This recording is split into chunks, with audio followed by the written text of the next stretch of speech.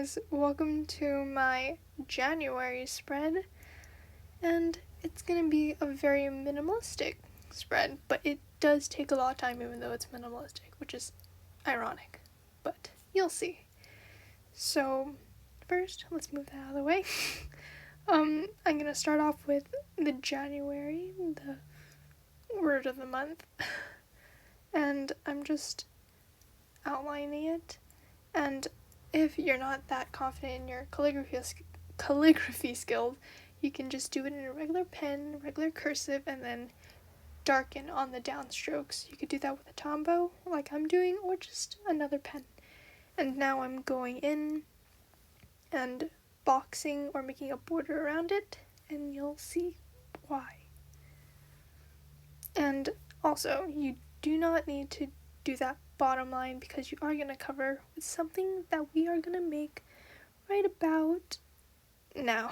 So this is going to be the main time consuming part of this spread, and you'll need a ruler, pencil, paints, paintbrushes, and a paper to paint on, scissors, and your bullet journal, of course.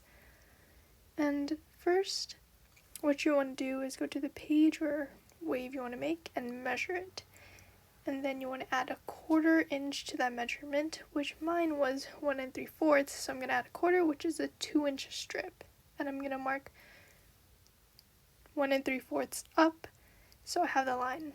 Now, since it's for a Dutch door spread, I will measure how much is going to be exposed from the other side, and this is a wave that I made yesterday that's going to be for this spread, and I'm marking it and cutting it to size.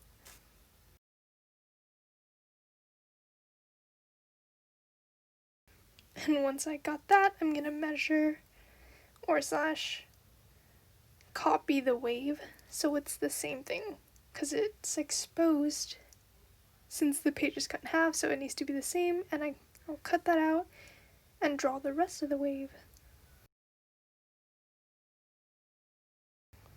Okay, now to the painting part. You're going to need a thicker brush, a bigger brush, and a smaller brush. And the colors you're going to choose are this lighter blue, the darker blue, and white. I'm using gouche paints, but you can also use any type of paint, literally any type of paint, like acrylic, watercolor, but you need to do it on watercolor paper. And they don't need to be expensive paints, they just need to be paints that you could paint with. And the original painting was done with very low quality. Well, not real, very low. The Apple Barrel Walmart brand, and it still turned out great. And I'll show you a reference image later. And now I'm just going in with the general ideas of the dark shadows and the lighter shadows first, and then I'm building upon that. Now, as you can see, I went in with the big brush in the beginning. Now I'm going in with the smaller brush to add that darker blues and lighter whites. And this does take the longest time because you're just adding the details, the minor details.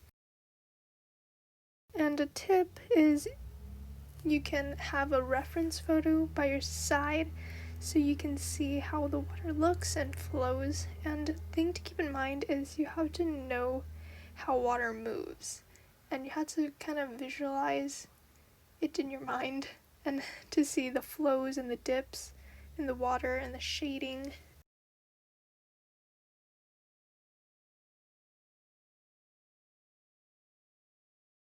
And a key tip to do this is just be patient and don't think the painting will just turn out in 1 second on the first layer. It takes time and just a lot of building up of layers. And as you can see, I'm adding lots of white.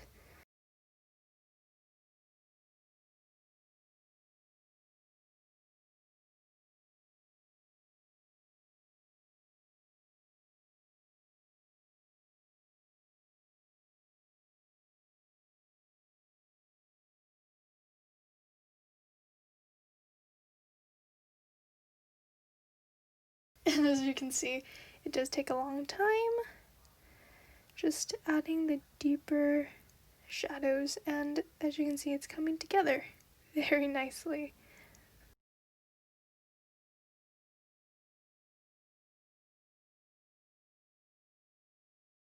Oh, and you guys also have to remember that water is not a still object, so there's going to be a lot of ripples and like uneven shadows, because water does have a lot of indents and creases the way water moves.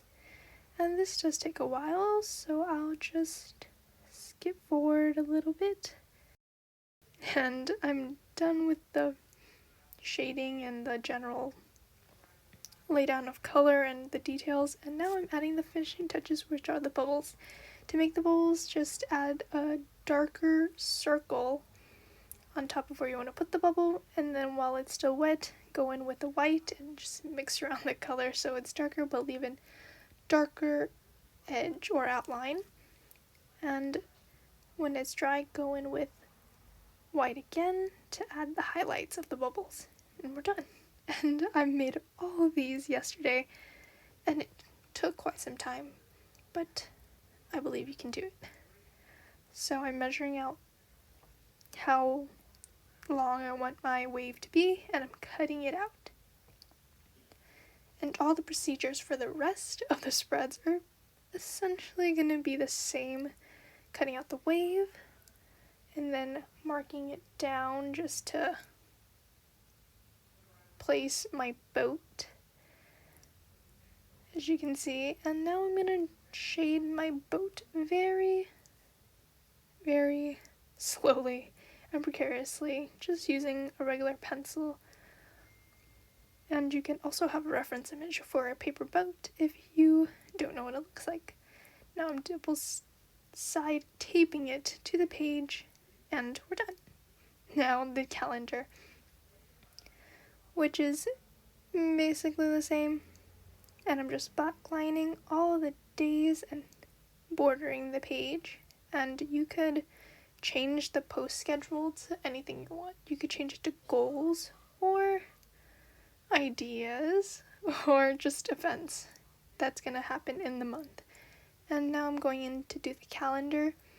You could start on Sunday, but I started on Monday because when I tried to change it, my whole schedule messed up. So I like to do Monday, Tuesday, Wednesday, Thursday, Friday, Saturday, Sunday. And I'm putting down the days.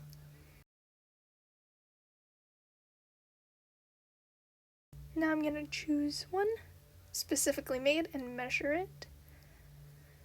Again with a ruler. And cutting that out.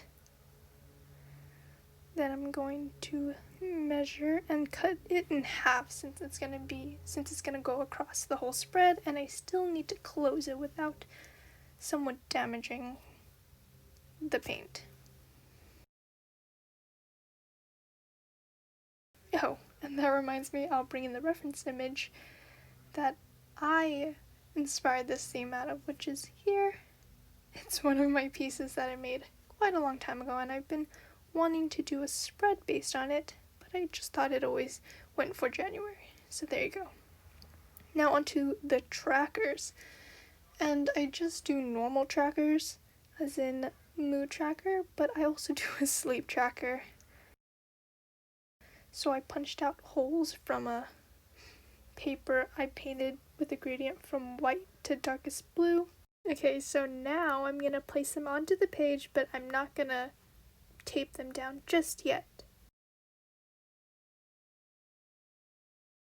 And now I'm taking my wave just to see if it fits, and I'm erasing everything so I could place down my wave, and I'm setting them aside. So let's start a sleep tracker. And if you don't know what a sleep tracker is, it's basically just a tracker that tracks your sleep, what time you wake up, and what time you go to sleep. And I have a tiredness, and how the tiredness bar works is it's just a scale from 1 to 10, and if you're not tired, you can bubble in a 1, and then if you are tired, then you bubble in a 10, and then you just connect the dots, just like a dot graph. And as you can see, I'm done with that page. So creativity page and a weekly spread, which is a smaller weekly spread because there's only 3 days in the first week. And for the weekly spread, I just did a simple timeline-esque thing. As you can see, it's just boxes in the middle and then time dashes going out from it. Now I'm taking my wave, measuring it, and I do split up the pages in the end because I didn't like it connected. So on to the next one, which is another weekly spread. For this one, I just did very simple brackets, but connect them on the bottom. And I'm drawing the border again and writing down the days correctly, hopefully. And as you can see later, I will get confused because I write the wrong day or the wrong amount of days in the top left corner. I did from 4 to 11, which is supposed to be from 4 to 10. So that confuses me a bit later, but you'll see. You can see now that I'm confused, but I eventually get it. And I did write a quote for the page. I love writing quotes when it's a half page because you can see it for both sides. It says, "Oh my darling, it's true. Beautiful things have dents and scratches too." And I am measuring my wave again, cutting it out. Ta-da! And as you can see, I didn't glue down the waves in the beginning while finishing it because I didn't like drawing with the bump in the back, because when you like taped the wave down, you can feel the bump when you're drawing your spreads. So I thought it was more convenient just to draw all of them and the paper boats and then paste them on. And I'm redoing my page numbers in white so they pop more and they fit the color scheme of this month. So now I'm taping all of the waves down, and you might need to cut some of the paper that meets in the middle because it does get in the way of folding sometimes.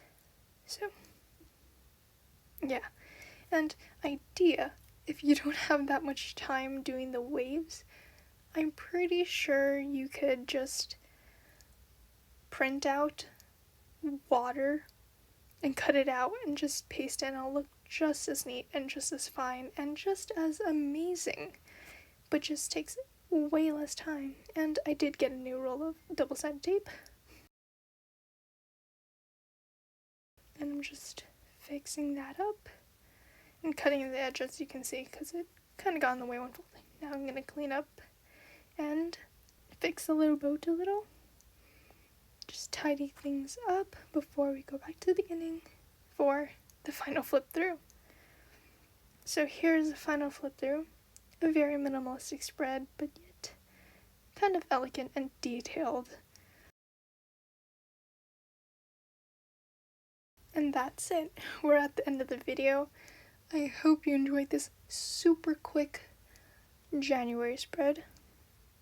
And I'll see you guys later. Bye! Oh, and I almost forgot, you can visit my Instagram and see the weekly spreads that will continue this month. And I'll put my Instagram account in the description box below.